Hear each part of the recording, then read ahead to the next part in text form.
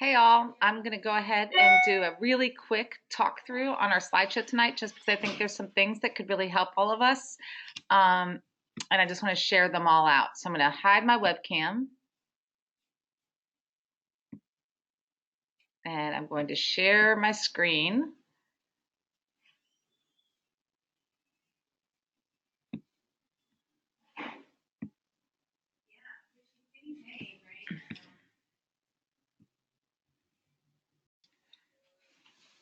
Okay, we are back in action. So everyone is very busy because you are all classroom teachers. So I'm quickly going to just shoot through our slideshow so that you all have a little bit of guidance on a few bullets.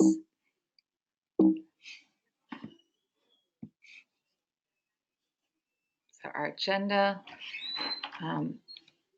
here we go.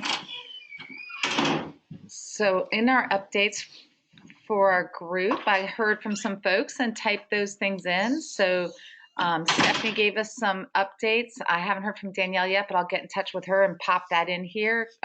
Krista's at the State Science Conference this week and presenting, and she's still working on air quality, so we'll get something from her.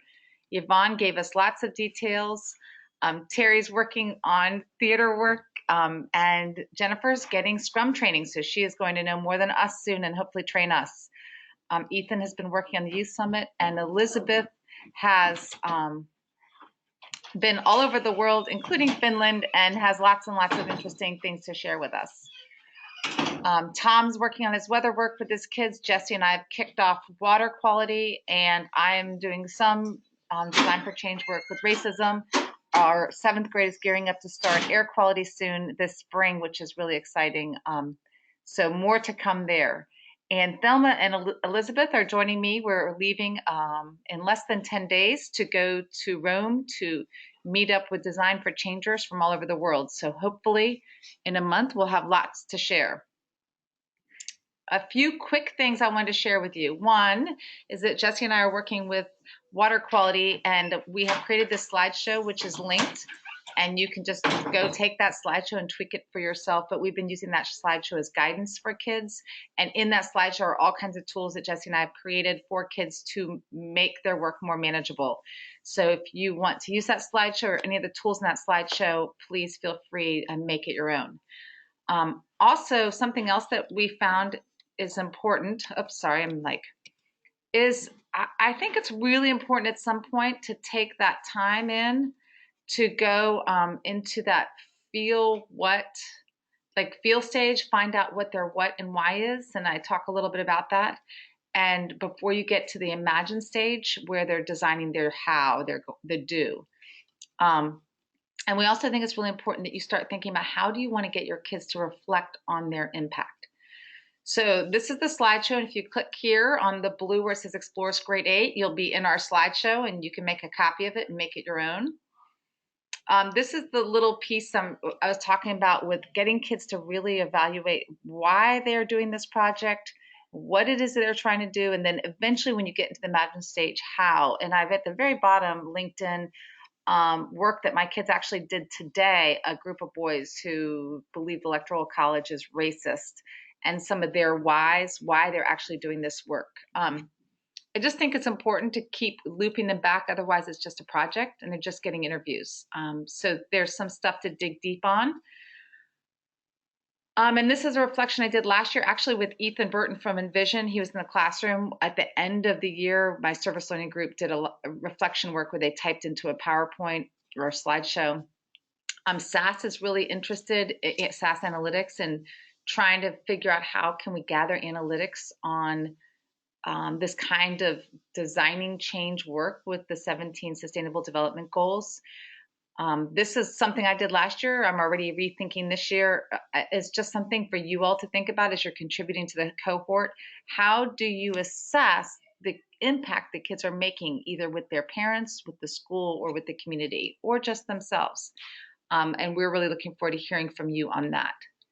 And so this is some of the work as you click through that my kids, their feedback, the emotions they felt when they did the work, and 100% were happy doing Design for Change. 82% felt empowered. I think the fear piece is an interesting piece. that they felt fear going out into the community and asking questions. It was tiring. Sometimes it was very sad. So as you move forward, what tools will you use? And we're inventing, all of us together, could you use to assess impact? This is a link that Jessie has set up to a folder that we use in the 8th grade with all kinds of tools she and I have made to move kids through Design for Change. Please, again, copy any of them and make them your own. Share them with us.